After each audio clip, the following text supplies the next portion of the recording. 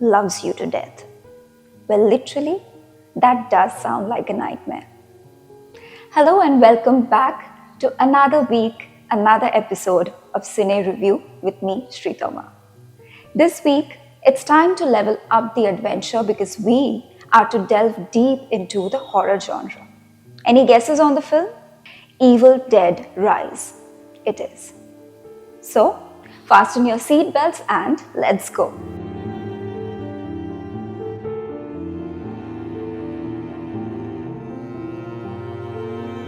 Adapted from the 1984 film Evil Dead, this film is the fifth in the Evil Dead series.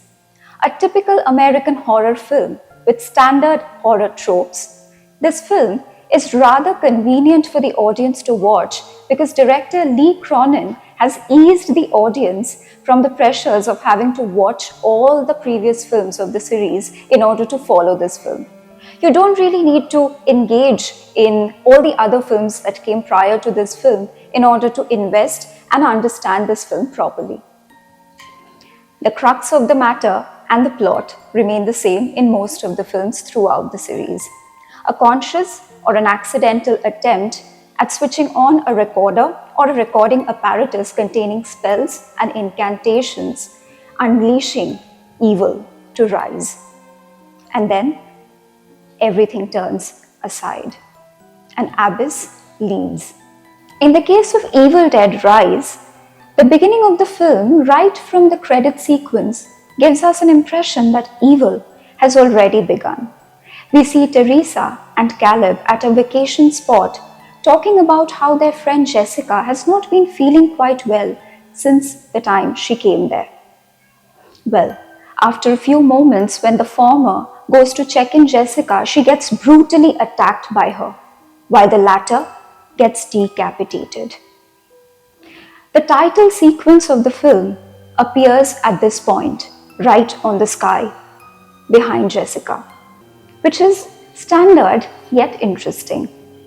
The narrative then jumps to a dingy, old, dilapidated and infamous apartment in Los Angeles where we meet Ellie, played by Alyssa Sutherland, who is a tattoo artist and a single mom raising three children, Danny, Bridget and Cassie. It's only after engaging and investing a significant 1 hour into their story that we realize that the initial credit sequence was not actually the beginning of evil, but a continuation of the same even after its end. Well, it's a vicious cycle of sorts, so as to say. As mentioned earlier, this film is a standard American horror film, which clearly means that it has a set pattern or a structure. A conventionally dysfunctional family, yet a happy family at the center. A character distorting the happiness completely by his inquisitive nature to fidget with the unknown and unleashing the dark powers of the evil spirits. Followed by a line of destructive events which begins with the mother turning completely evil, possessed by the demons, followed by a majority of people falling prey to the evil, and finally, a catastrophic apocalypse in the end, which only 2 members survive. Nothing more, nothing less. But even in the midst of this absolutely normal set pattern or a structure, what really intrigued me is the characterization of the human-faced demons. They are made into big-time opportunistic beings who have the capacity to somewhat emulate the voices of the people they have possessed, personally attacking people at all times in order to get their needs met.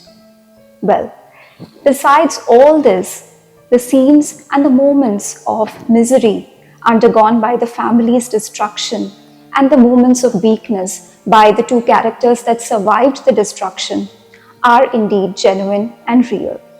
They touch the heart, and I feel more hurt than scared in those scenes.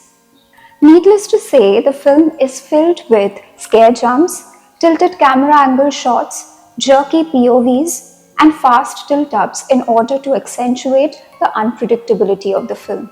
But this unpredictability has become rather predictable these days.